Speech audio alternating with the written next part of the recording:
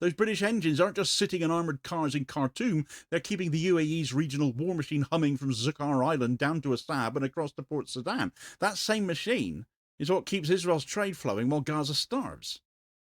Different wars, same logistics. Britain signs the licenses, the UAE moves the kit, Israel benefits from the cover, and ordinary people in Darfur and Gaza pay the price.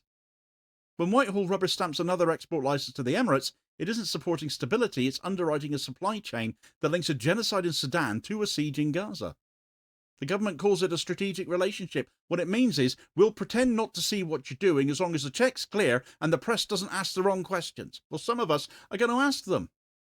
Ministers talk about stability and partnership and mutual trust, but what they're buying is deniability.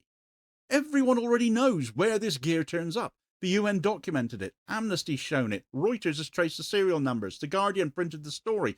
But Downing Street keeps the tap open, because if they ever admit that British weapons are being used by the RSF, then the whole export control lie falls apart. The paperwork isn't protection, it's camouflage.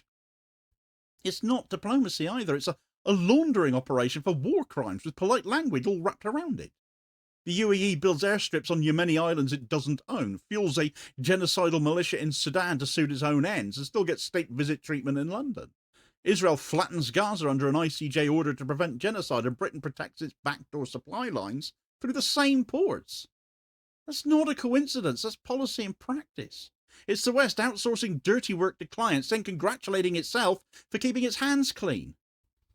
The plain truth is this: British